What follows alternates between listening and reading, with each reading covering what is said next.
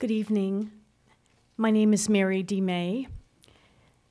I've had the incredible honor of being a physician here in Dr. Bruce Miller's group in the Memory and Aging Center for 13 years.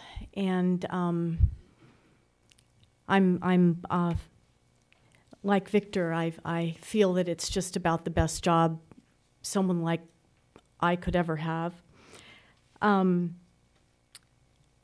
I'm really honored to be speaking here this evening among esteemed colleagues and members of the pastoral care community and the arts community and addressing all of you. I want to begin this evening with a reading. Jane, I'm hoping at some point you'll tell me whether this constitutes a poem. I knew she would answer me right away. This is a meditation that is recited by Jews on Yom Kippur, which is our most solemn day of the year, and it's the day when we take personal stock and we also remember our dead.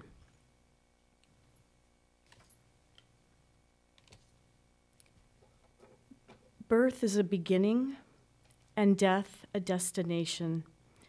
And life is a journey, from childhood to maturity and youth to age, from innocence to awareness and ignorance to knowing, from foolishness to discretion, and then perhaps to wisdom, from weakness to strength or strength to weakness, and often back again.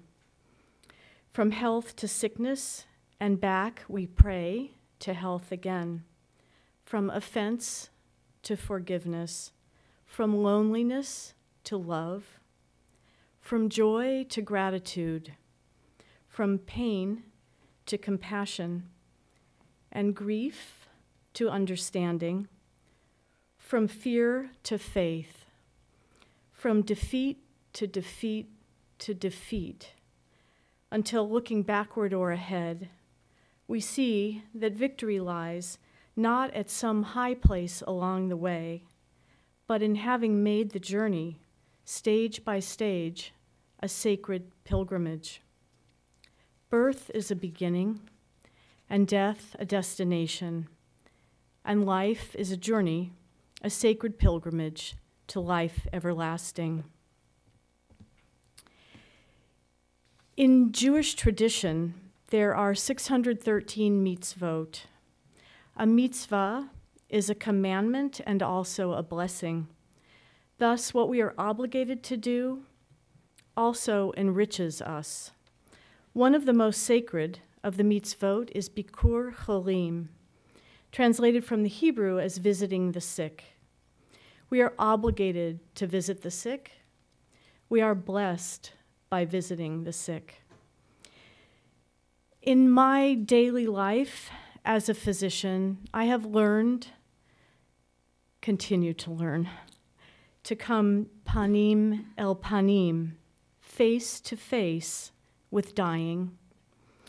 I regard this as a sacred obligation. As a physician, I receive the immeasurable blessing of taking care of my patients until they die. Most often, I have known them and their families for years. This is where my path as a doctor and my path as a Jew converge. It is hard for me to imagine being one without the other. I need the help of teachers, poets, and rabbis to convey the deep meaning, the transformative power of being with the person who is ill and dying.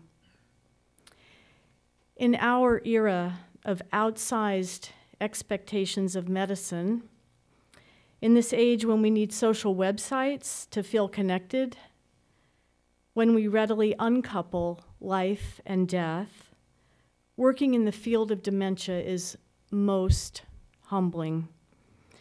It is all the more so when my face is no longer recognizable to my patients. While I maintain scientific optimism, at some point in my work, the emphasis shifts from a doctor's drive to cure to a more modest drive to accompany. Walking this path from illness to death with my patients and their families, accompanying them, is the ultimate privilege of my professional and spiritual life. Dying is a physical process. The bones of one's ancestors rise to the surface. Part of the commandment that I try to fulfill as a physician and a Jew is to help families and sometimes patients come panim el panim with the physical act of dying. This includes practical considerations for the comfort of the dying. Don't force food and drink upon the dying person. Talk to him, converse around her. Don't fear the irregular breathing or the fleeting moments of lucidity. Understand that some people really do die alone in that moment when everyone has left the room.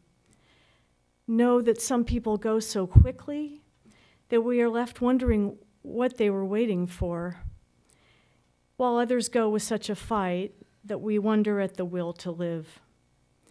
Be prepared for that stark line of division between one who still draws breath and one whose breathing has ceased. But in all cases, accompany. Being present with the sick and dying is bearing sacred witness to life's most intimate final journey. We must not shortchange dying, for in so doing, we shortchange life.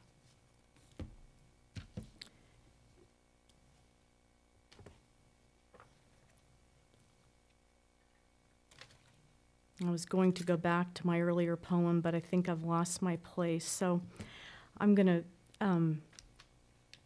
close with the opening lines of a poem by King David.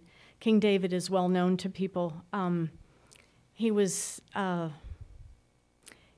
musician, a poet, an aesthete, a ruler, a warrior, and is thought to have done all of these amazing things about 1,000 before the Common Era, so around 3,000 years ago.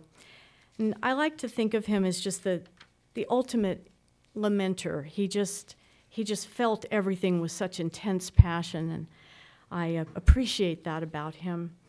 So I'm going to close tonight with a couple of lines from one of his poems called A Song of Ascents, as in ascending.